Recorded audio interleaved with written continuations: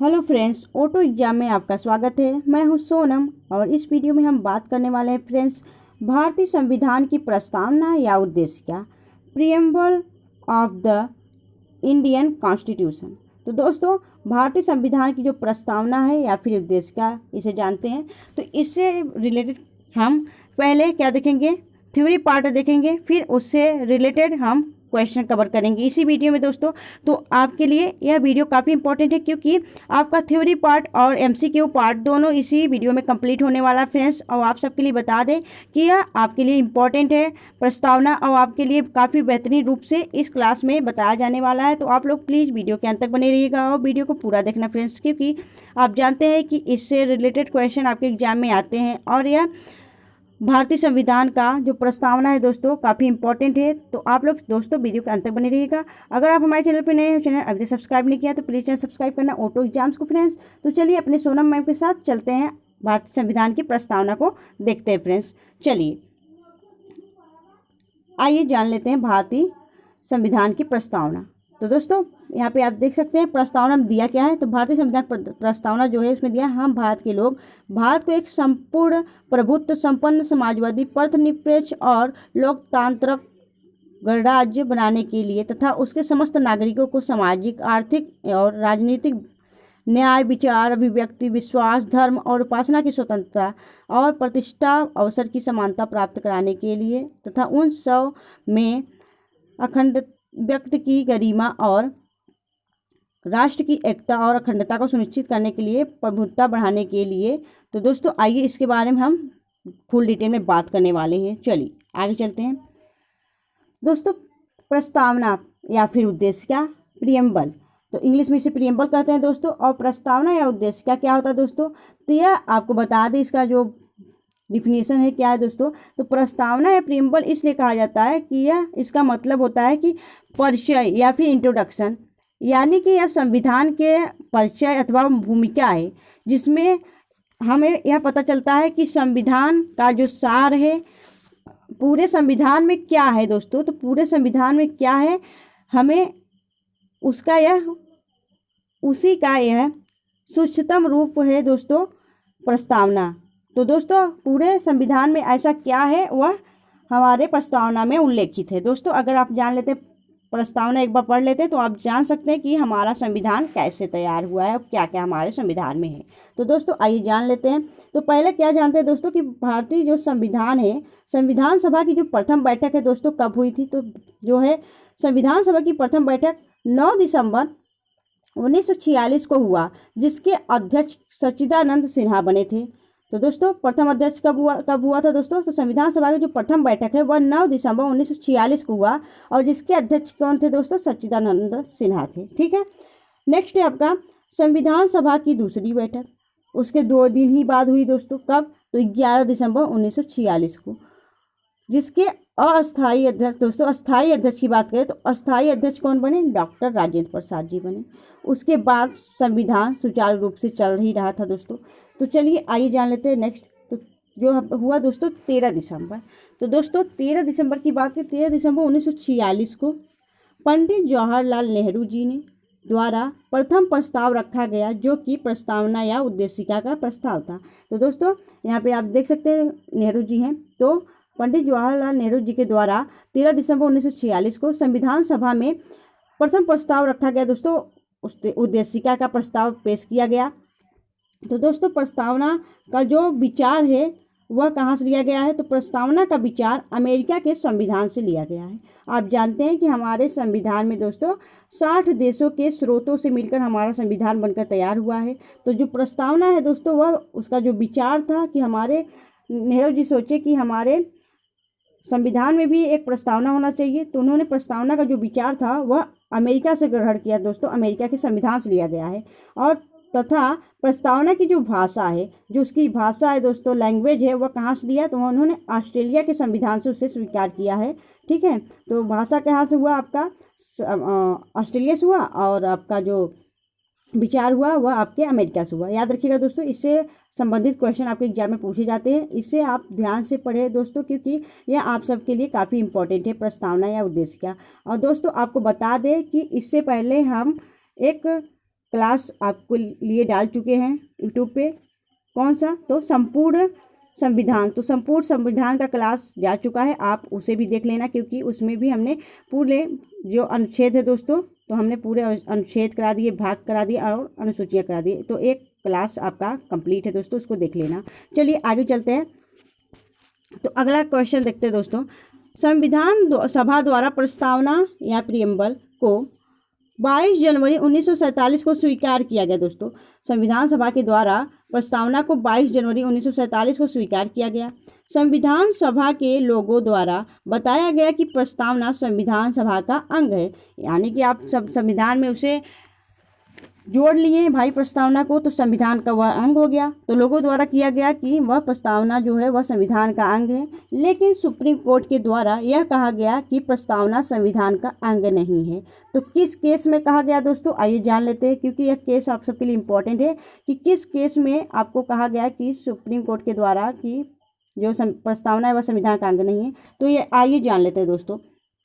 Friends, प्रस्तावना संविधान का अंग नहीं है, यह कब कहा दोस्तों? तो वेरीवादी जो केस था 1960 और केहरवाद वर्सेस संघवाद सन 1960 में, इन दोनों जो केस थे दोस्तों, दोनों वाद में संविधान का अंग प्रस्तावना को नहीं बताया गया। सुप्रीम कोर्ट के द्वारा बताया गया कि प्रस्तावना संविधान का अंग नहीं है इस केस में, ठीक है। नेक्स्ट है दोस्तों, प्रस्तावना संविधान का अंग है, इसमें बोला गया नहीं है और इसमें बोला गया है। तो क्यों बोला गया दोस्तों? तो प्रस्तावना संविधान का अंग है केशवानंद भारती वर्सेस केरल 1973 में और SR बोम्मई संघवाद। तो इन दोनों केस में सुप्रीम कोर्ट ने बोला कि प्रस्तावना संविधान का अंग है, ठीक है। चलिए आइए जान लेते हैं आगे। तो दोस्तों, अगर प्रस्तावना संविधान का अंग है तो उसमें संशोधन भी किया जा सकता है। तो उसमें संशोधन हुआ दोस्तों 42वां संविधान संशोधन अधिनियम 1976 के द्वारा प्रस्तावना में 3 शब्द को जोड़ा गया। कौन कौन से? समाजवादी, पथनिरपेक्ष और अखंडता। तो दोस्तों, 42वां संविधान संशोधन एकमात्र संशोधन है जो कि प्रस्तावना में संशोधन किया गया है कि इसमें 3 शब्द जोड़ा गया। कौन कौन सा? समाजवादी, पथनिरपेक्ष और अखंडता। समाजवादी का मतलब क्या है? कि लोगों का कल्याण। पथनिरपेक्ष का मतलब है दोस्तों कि किसी के पक्ष में कोई पक्ष नहीं लिया जाएगा, किसी के पक्ष में कोई न्याय नहीं दिया जाएगा। और अखंडता का मतलब है दोस्तों कि भारत जो है वह अखंड भारत है दोस्तों, भारत के टुकड़े नहीं किए जा सकते, भारत अखंड है। लोगों के द्वारा नारा किया जाता है दोस्तों कि भारत तेरे टुकड़े होंगे, तो ऐसा बात नहीं है, भारत अखंड है और भारत का टुकड़ा नहीं होगा। आइए जान लेते हैं इम्पॉर्टेंट और बात कि भारतीय संविधान की आत्मा या कुंजी या हृदय, दर्पण, प्रतिबिंब या एक नज़र, यह सभी शब्द प्रस्तावना से संबंधित है। तो दोस्तों, भारतीय संविधान की जो आत्मा है, कुंजी है, हृदय है, दर्पण है, प्रतिबिंब है या फिर एक नज़र है, यह सभी शब्द किससे संबंधित है दोस्तों? तो प्रस्तावना से संबंधित है, ठीक है। चलिए आगे चलते हैं और भी बातें जानते हैं दोस्तों। तो क्वेश्चन है दोस्तों कि प्रस्तावना को मूल रूप से संविधान की आत्मा कहा है। तो किसने कहा दोस्तों? तो डॉक्टर भार्गव दास के द्वारा प्रस्तावना को मूल रूप से संविधान का आत्मा कहा गया है। और कौन से दोस्तों केस में?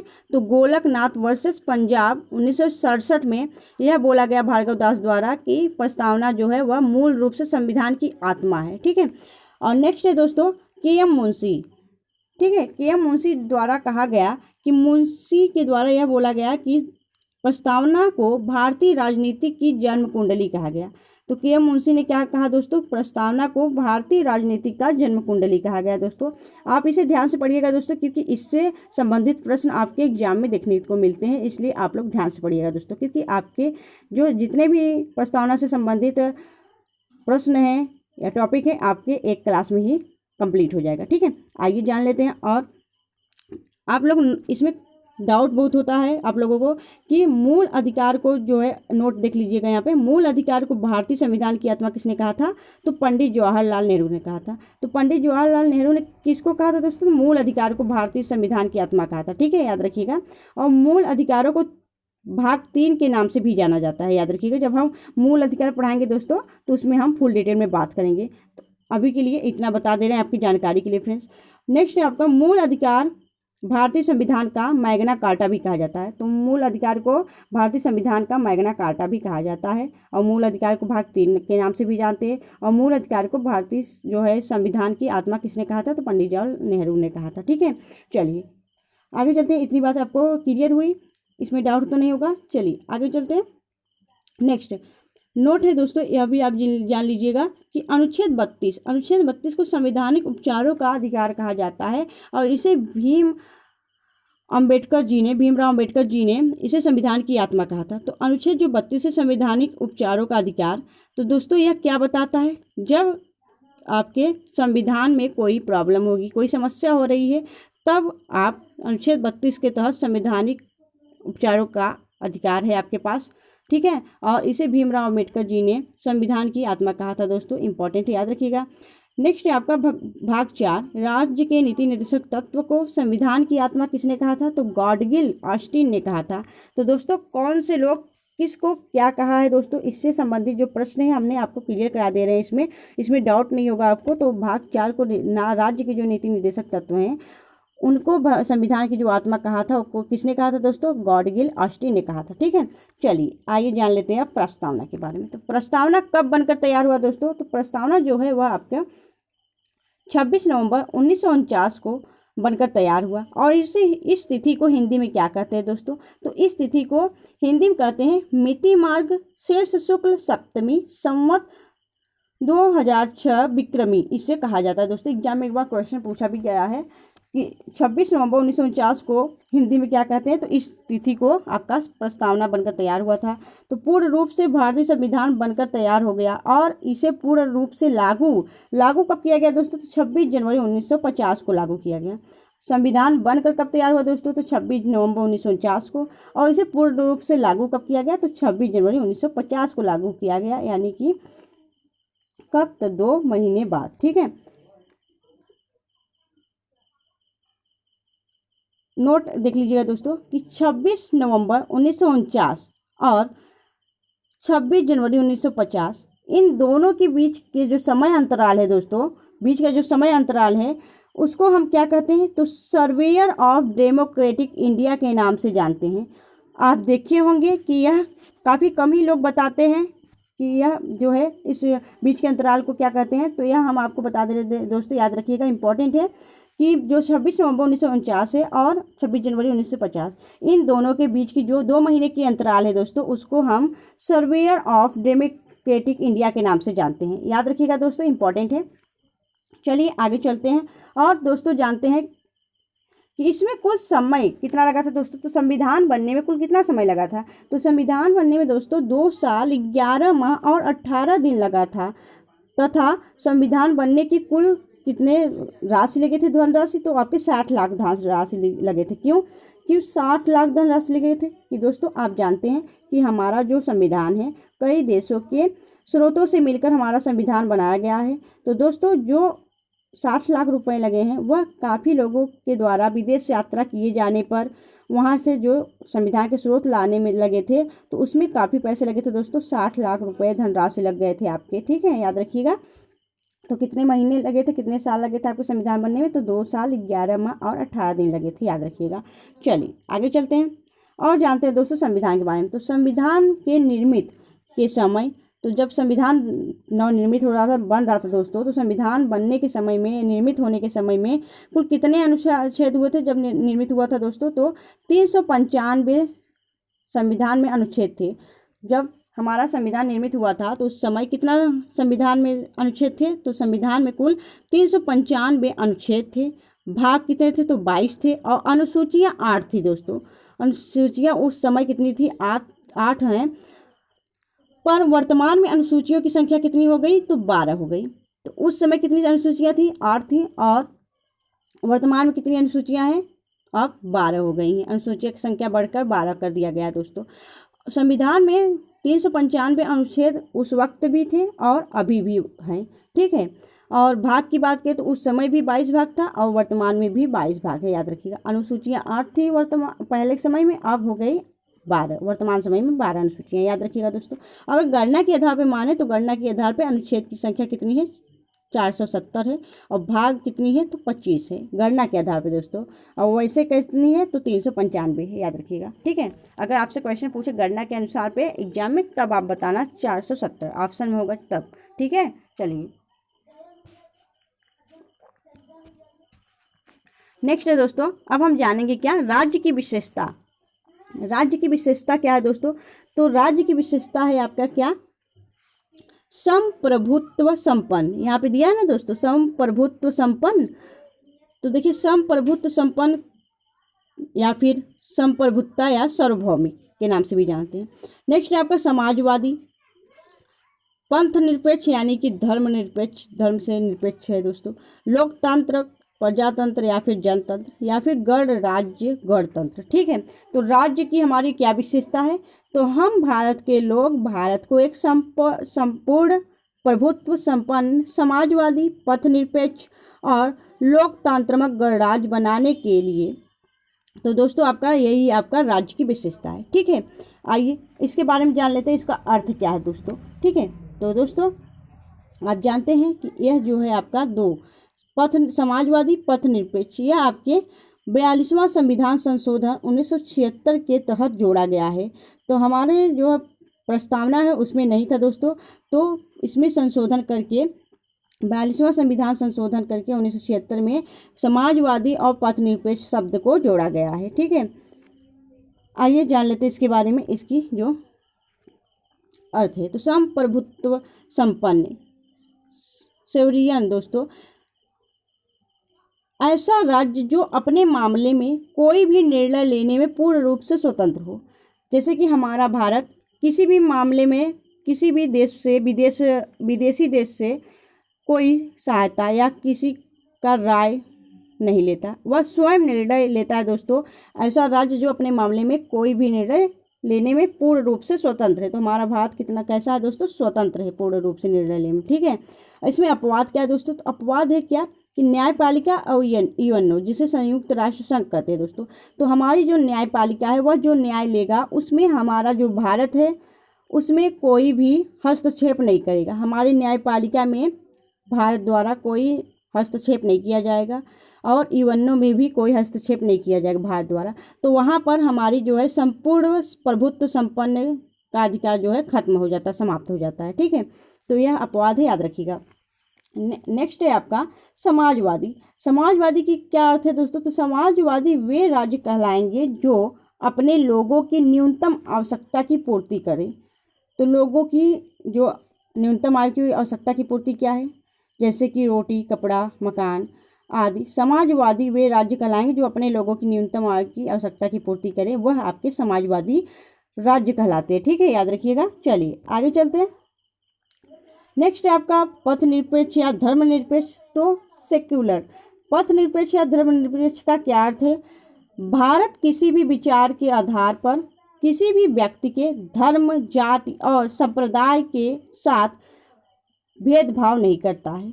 तो दोस्तों हमारा जो देश है, हमारा जो राज्य है यानी कि भारत, वह पथ निरपेक्ष है, धर्मनिरपेक्ष है। वह किसी भी विचार के आधार पर किसी भी व्यक्ति के धर्म, जाति, संप्रदाय से भेदभाव नहीं करता।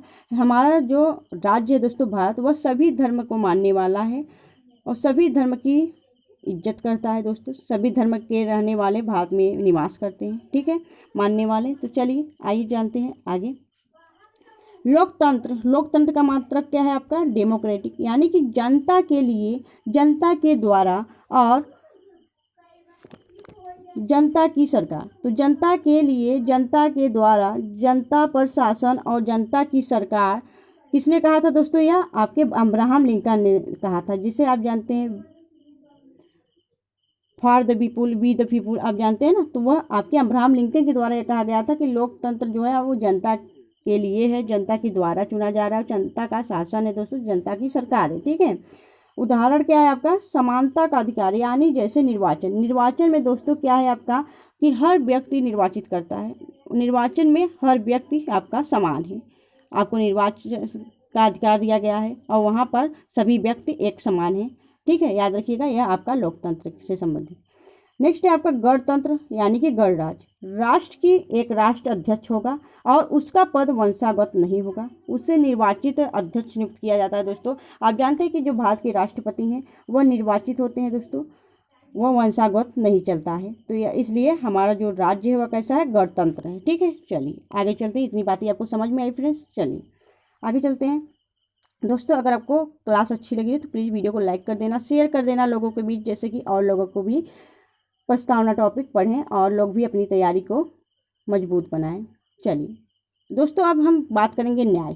तो आप जानते हैं कि हमारी प्रस्तावना में न्याय दिया गया है दोस्तों, 3 प्रकार की न्याय दिया गया है। कुल कितने प्रकार के न्याय हैं, तो दोस्तों 3 प्रकार के न्याय गए हैं। और यह जो न्याय है दोस्तों वह कहाँ से लिया गया है, तो 1917 में रूस की क्रांति से लिया गया है, यानी कि रूस की क्रांति से लिया गया है आपका न्याय। और भारत में कुल न्याय 3 प्रकार के हैं और जो प्रस्तावना में सम्मिलित है दोस्तों, तो कौन कौन से हैं, तो सामाजिक न्याय सोशल जस्टिस, आर्थिक न्याय इकोनॉमिक जस्टिस और राजनीतिक न्याय पॉलिटिकल जस्टिस। तो जो है सामाजिक न्याय कौन से है दोस्तों, आइए जान लेते हैं। सामाजिक न्याय जो है वह है संविधान की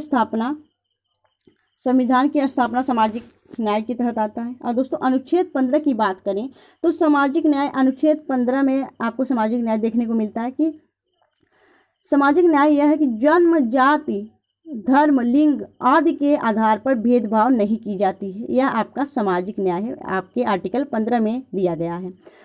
अगर हम बात करें 17 की, तो 17 में क्या दिया गया, अस्पृश्यता यानी कि छुआछूत का जो अंत है दोस्तों, भारत में किसी के साथ किसी प्रकार का भेदभाव नहीं किया जा सकता। यह आपके आर्टिकल 17 में दिया गया है। आर्टिकल 18 की बात करें तो इसमें क्या दिया गया आपके कि यहाँ पे सर, लॉर्ड, किंग आदि की कोई नहीं है, यहाँ पे सभी समान हैं। और यहाँ पर उपाधियों का अंत कर दिया गया है, याद रखिएगा यहाँ पर उपाधियों का अंत कर दिया गया। ठीक है, तो आपका क्या हुआ, सामाजिक न्याय। ठीक है, समझ में आया। नेक्स्ट है आपका आर्थिक न्याय। आर्थिक न्याय की बात करें तो समाजवाद की स्थापना करना। समाजवाद की क्या मतलब है, तो समाज कल्याण मतलब समाजवाद जो है दोस्तों उसकी स्थापना करना आपका आर्थिक न्याय कहलाता है। यानी कि आपको प्रयत्न करना। ठीक है, चलिए आगे चलते हैं। नेक्स्ट है आपका राजनीतिक न्याय। राजनीतिक न्याय की बात करें तो पॉलिटिकल जस्टिस यानी कि सार्वभौमिक मताधिकार जो है और राजनीतिक जस्टिस के अंतर्गत आता है। और इसकी मांग जवाहरलाल नेहरू ने की थी। जैसे कि आप जानते हैं कि जब कोई चुनाव होता है आपके क्षेत्र में तो उस समय आप परिसीमन लागू कर दिया जाता है, परिसीमन लागू।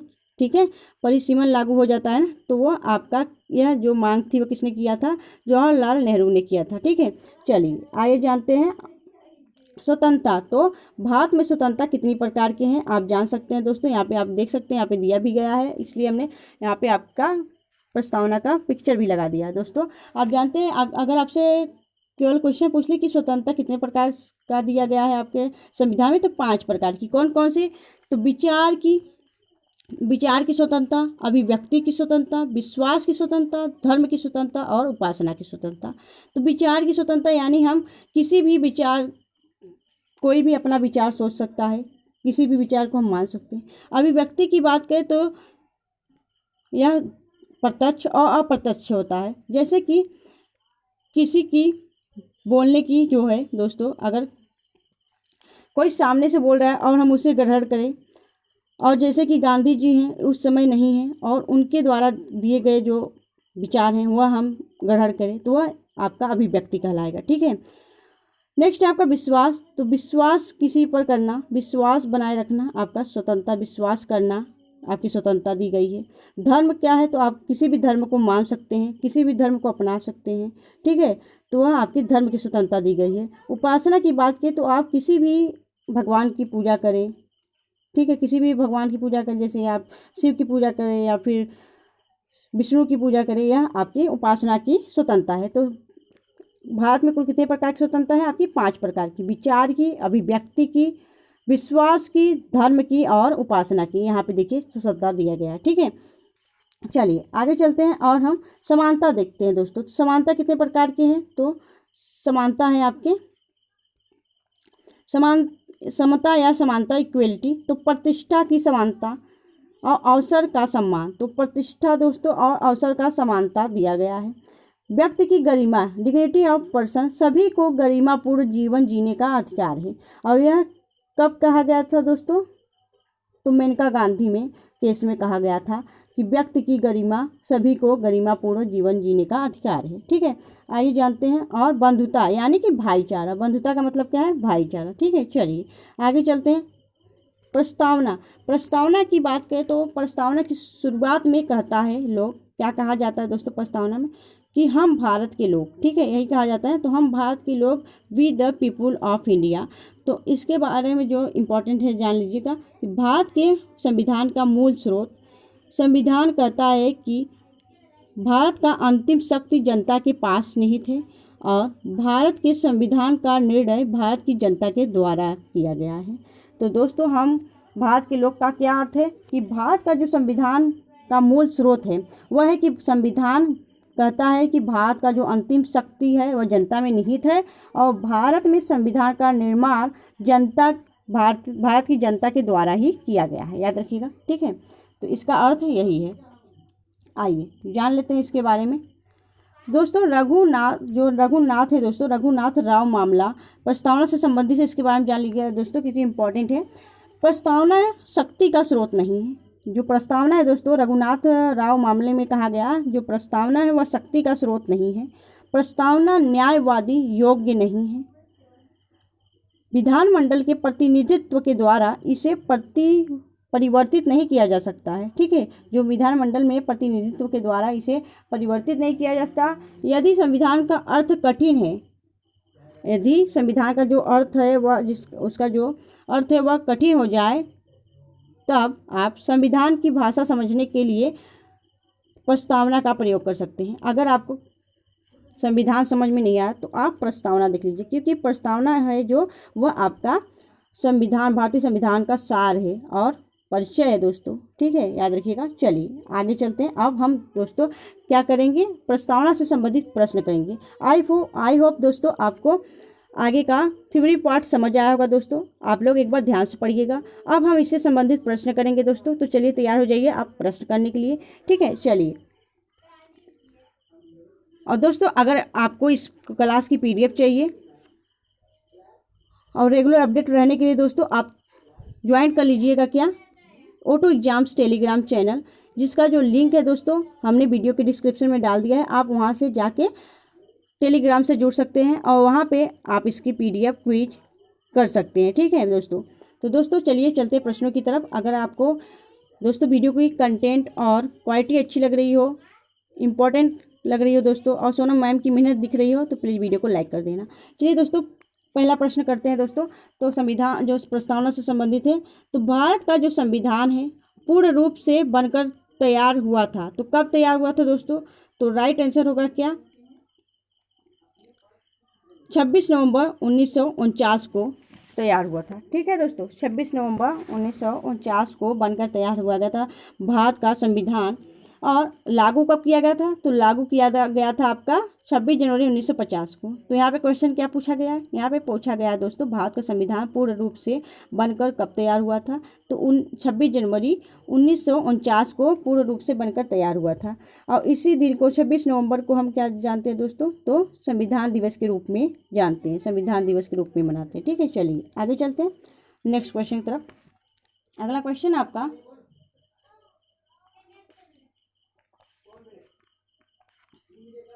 26 नवंबर 1949 को अंगीकृत भारतीय संविधान की प्रस्तावना में कौन से शब्द सम्मिलित नहीं थे? तो दोस्तों 26 नवंबर 1949 को अंगीकृत जो आपका क्या था दोस्तों? भारतीय संविधान का प्रस्तावना में कौन से शब्द सम्मिलित नहीं थे? तो दोस्तों समाजवादी और पंथ निरपेक्ष। दोस्तों समाजवादी और पंथ निरपेक्ष दो शब्द ऐसे हैं दोस्तों, ए बी दोनों होगा दोस्तों। यह शब्द आपका जो 26 नवंबर 1949 को अंगीकृत भारतीय संविधान था उसमें प्रस्तावना में यह शब्द सम्मिलित नहीं किया गया था दोस्तों। यह कब किया गया था? तो यह आपके 42वां संविधान संशोधन अधिनियम 1976 में शामिल किया गया था। ठीक है, चलिए आगे चलते हैं नेक्स्ट क्वेश्चन की तरफ। अगला क्वेश्चन आपका संविधान की प्रस्तावना सभी नागरिकों को निम्न में से कौन सा उपबंध कराने का वादा नहीं करती है? तो दोस्तों कौन सा? तो राइट आंसर होगा आपका पूजा की समानता। तो पूजा की जो समानता है दोस्तों, यह आपका संविधान की जो प्रस्तावना है उसमें नागरिकों को यह उपबंध कराने का वादा नहीं करता है। पूजा की समानता आपका सही होगा। ठीक है, बाकी का सामाजिक न्याय, राजनीतिक न्याय और स्वतंत्र विचार की स्वतंत्रता, यह सभी आपका प्रस्तावना में सम्मिलित है। ठीक है, चलिए आगे चलते हैं। नेक्स्ट क्वेश्चन आपका, भारतीय संविधान की प्रस्तावना हमारे संप्रभु प्रजातांत्रिक गणतंत्र की जन्म कुंडली किसने कहा था? तो दोस्तों भारतीय संविधान की जो प्रस्तावना है वह हमारे संप्रभु प्रजातंत्र की गणतंत्र की जन्म कुंडली किसने कहा था? तो के.एम. मुंशी ने कहा था, यानी कि कन्हैयालाल मणिकलाल मुंशी। तो के.एम. मुंशी के द्वारा यह कहा गया था। ठीक है, चलिए आगे चलते हैं नेक्स्ट क्वेश्चन की तरफ। अगला क्वेश्चन आपका, निम्नलिखित में से भारत के संदर्भ में धर्मनिरपेक्ष शब्द का सही भाव व्यक्त करता है? तो क्या करता है दोस्तों? तो राइट आंसर होगा क्या? भारत में राज्य का कोई धर्म नहीं है। तो डी ऑप्शन आपका राइट आंसर होगा। भारत में राज्य का कोई धर्म नहीं है। याद रखिएगा, भारत क्या है आपका? सभी धर्मों को मानने वाला देश है और यहाँ के सभी धर्म वाले लोग रहते भी हैं। ठीक है, याद रखिएगा। चलिए आगे चलते हैं नेक्स्ट क्वेश्चन की तरफ। अगला क्वेश्चन आपका, निम्नलिखित में से किस वाद में उच्चतम न्यायालय ने धारणा प्रस्तुत की थी कि उद्देशिका प्रस्तुत की थी दोस्तों कि संविधान का भाग है? तो किस वाद में, यानी कि किस केस में दोस्तों उच्चतम न्यायालय ने यह धारणा प्रस्तुत की थी कि उद्देशिका यानी कि प्रस्तावना संविधान का भाग है? तो राइट आंसर होगा आपका मुंबई बनाम यूनियन ऑफ इंडिया। तो सी ऑप्शन आपका राइट आंसर होगा। इसमें दोस्तों सुप्रीम कोर्ट ने बोला कि उद्देशिका यानी कि प्रस्तावना आपका संविधान का भाग है। ठीक है, चलिए आगे चलते हैं नेक्स्ट क्वेश्चन की तरफ। अगला क्वेश्चन आपका, भारतीय संविधान की प्रस्तावना में निम्नलिखित में से किस स्वतंत्रता का वर्णन नहीं है? तो दोस्तों भारतीय संविधान की प्रस्तावना में निम्नलिखित में से किस स्वतंत्रता का वर्णन नहीं है? तो आपका राइट आंसर होगा क्या? आर्थिक स्वतंत्रता। आर्थिक स्वतंत्रता का इसमें दोस्तों कहीं भी उल्लेख नहीं दिया गया है। ठीक है, आर्थिक स्वतंत्रता आपका करेक्ट आंसर होगा। बाकी विचार की स्वतंत्रता, धर्म की स्वतंत्रता और विश्वास की स्वतंत्रता हमारे प्रस्तावना में दिया गया है। और जो है आर्थिक स्वतंत्रता दोस्तों, आपका आर्थिक स्वतंत्रता यह हमारे प्रस्तावना में कहीं भी जिक्र नहीं किया गया है। चलिए आगे चलते हैं नेक्स्ट क्वेश्चन की तरफ। अगला क्वेश्चन आपका, निम्नलिखित में से कौन एक भारतीय संविधान के उद्देश्यों को प्रतिबिंबित करता है दोस्तों? तो कौन सा एक भारतीय संविधान के उद्देश्यों को प्रतिबिंबित करता है? तो राइट आंसर होगा क्या? तो आपका संविधान की प्रस्तावना, संविधान का जो प्रस्तावना है दोस्तों वह आपके भारतीय संविधान के उद्देश्यों को प्रतिबिंबित करता है। याद रखिएगा। चलिए आगे चलते हैं नेक्स्ट क्वेश्चन की तरफ। अगला क्वेश्चन आपका, भारत के संविधान की उद्देशिका यानी प्रस्तावना में कितने प्रकार के न्याय दी गई हैं? तो राइट आंसर होगा क्या आपका? 3 प्रकार की न्याय। कौन कौन सी? तो भारत में संविधान जो उद्देशिका है उसमें 3 प्रकार का न्याय दिया गया है। सामाजिक न्याय, आर्थिक न्याय और राजनीतिक न्याय। 3 प्रकार का न्याय दिया गया है दोस्तों। और यह कहाँ से लिया गया है? तो यह रूस की क्रांति 1917 में लिया गया था। याद रखिएगा। चलिए आगे चलते हैं नेक्स्ट क्वेश्चन की तरफ। अगला क्वेश्चन आपका, भारतीय संविधान का कौन सा भाग संविधान की आत्मा कहलाता है? तो दोस्तों भारतीय संविधान का कौन सा भाग ऐसा है जो आपका संविधान की आत्मा कहलाता है? तो राइट आंसर होगा क्या आपका? प्रस्तावना। प्रस्तावना कहलाता है दोस्तों आपका क्या? संविधान की आत्मा। ठीक है,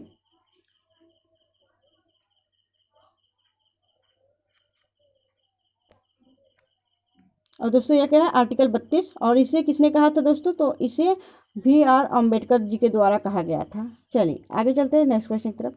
अगला क्वेश्चन आपका, निम्नलिखित शब्दों में से कौन सा शब्द सन 1975 में भारतीय संविधान की प्रस्तावना में सम्मिलित नहीं था? तो कौन सा दोस्तों?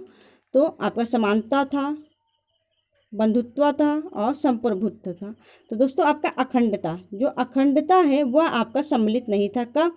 तो सन 1975 में भारतीय संविधान की प्रस्तावना में सम्मिलित नहीं था। तो इसे कब जोड़ा गया दोस्तों? तो इसे 42वां संविधान संशोधन 1976 में 3 शब्द जोड़े गए। कौन कौन से? तो समाजवादी, पंथ निरपेक्ष और अखंडता, यह शब्द जोड़े गए। चलिए आगे चलते हैं नेक्स्ट क्वेश्चन की तरफ। अगला क्वेश्चन आपका 42वें संविधान संशोधन अधिनियम 1976 द्वारा प्रस्तावना में किस शब्द को नहीं जोड़ा गया? तो राइट आंसर होगा क्या आपका?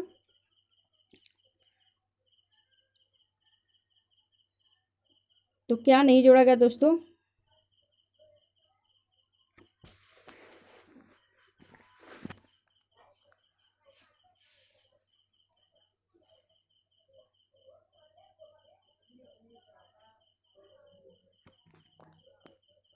ध्यान नहीं रहेगा दोस्तों, यहाँ पे जोड़ा गया होगा। तो 42वें संविधान संशोधन 1976 प्रस्तावना में किस शब्द को जोड़ा गया? तो राइट आंसर होगा अखंडता को जोड़ा गया, अखंडता शब्द को जोड़ा गया। ठीक है, चलिए आगे चलते हैं नेक्स्ट क्वेश्चन की तरफ। अगला क्वेश्चन है, यहाँ पे नहीं रहेगा दोस्तों। ठीक है, यहाँ पे याद रखिएगा, यहाँ पे नहीं रहेगा, यहाँ पे जोड़ा गया होगा। ठीक है, तो किसे जोड़ा गया था 1976 में 42वें संविधान संशोधन के तहत? तो अखंडता को जोड़ा गया था।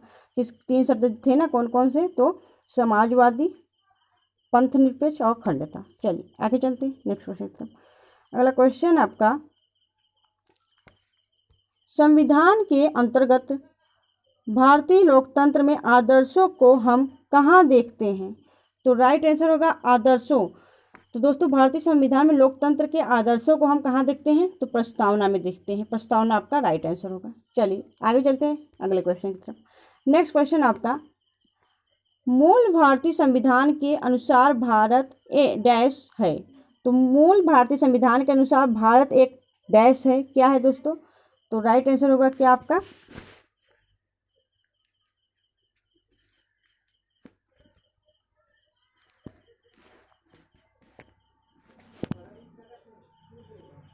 क्या होगा दोस्तों?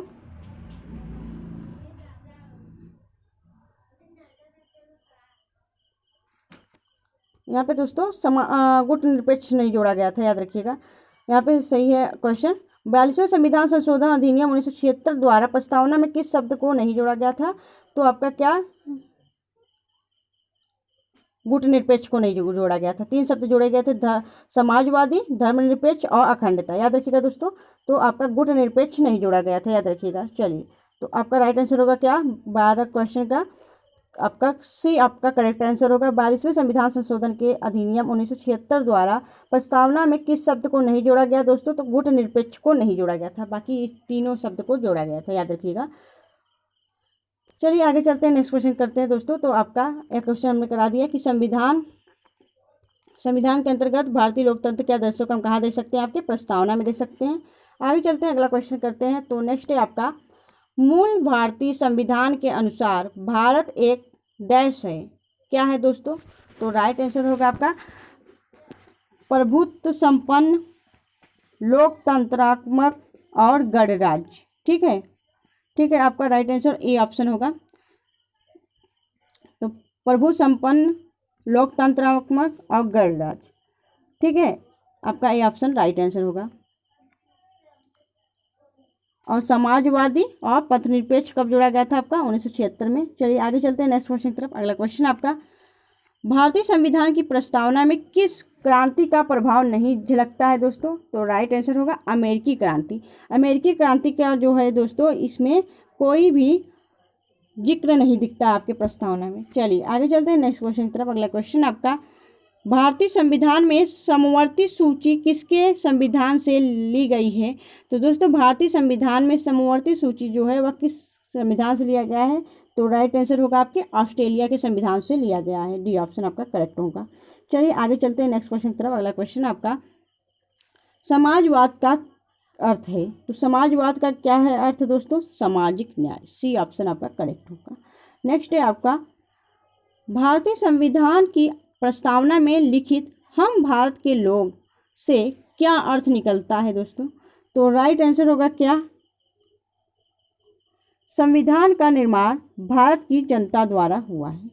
तो संविधान का निर्माण भारत की जनता द्वारा हुआ है, आपका बी ऑप्शन करेक्ट होगा। ठीक है, चलिए आगे चलते हैं, नेक्स्ट क्वेश्चन करते हैं। तो अगला क्वेश्चन क्या है, भारत का एक गणराज्य मुख्य रूप से माना जाता है क्योंकि यहाँ करेक्ट आंसर क्या होगा, राज्य अध्यक्ष चुनाव होता है। तो राज्य का अध्यक्ष का चुनाव होता है, यानी कि हमारे यहाँ जो देश का राजा होता है, देश का जो राष्ट्रपति होता है, उसका चुनाव हुआ होता है दोस्तों, वह निर्वाचित होता है। ठीक है, आगे चलते हैं, वह वंशागत नहीं चलता है, इसलिए आपका करेक्ट आंसर ए होगा, याद रखिएगा। चलिए आगे चलते हैं नेक्स्ट क्वेश्चन की तरफ। अगला क्वेश्चन आपका कल्याणकारी राज्य का उद्देश्य है। तो कल्याणकारी राज्य का उद्देश्य क्या है, तो आपका राइट आंसर होगा कमजोर वर्गों का कल्याण का प्रबंध करना। तो कमजोर वर्गों के कल्याण का प्रबंध करना आपका क्या है, कल्याणकारी राज्य का उद्देश्य। आगे चलते हैं, अगला क्वेश्चन करते हैं दोस्तों। तो अगला क्वेश्चन है आपका, निम्नलिखित में से कौन सा शब्द भारत के संविधान की उद्देशिका में नहीं है। तो दोस्तों भारत के संविधान की उद्देशिका में कौन सा शब्द है जो नहीं है, तो राइट आंसर होगा आपका क्या, लोक कल्याण। लोक कल्याण जो है दोस्तों आपके उद्देशिका यानी प्रस्तावना में नहीं है, याद रखिएगा। चलिए आगे चलते हैं, नेक्स्ट क्वेश्चन आपका, भारतीय संविधान की प्रस्तावना में भारत को किस रूप से घोषित किया गया है। तो दोस्तों भारत की संविधान में प्रस्तावना में भारत को किस रूप में घोषित किया गया है, तो राइट आंसर होगा आपका भारत एक संप्रभुत्व संपन्न समाजवादी धर्मनिरपेक्ष प्रजातांत्रिक गणराज्य है, याद रखिएगा। आपका सी ऑप्शन आपका करेक्ट होगा, इस रूप में घोषित किया गया है। नेक्स्ट है आपका अगला क्वेश्चन। अगला क्वेश्चन आपका, निम्नलिखित में से वे दो शब्द कौन से हैं जिनका समावेशन 42वां संविधान संशोधन द्वारा उद्देशिका में किया गया है।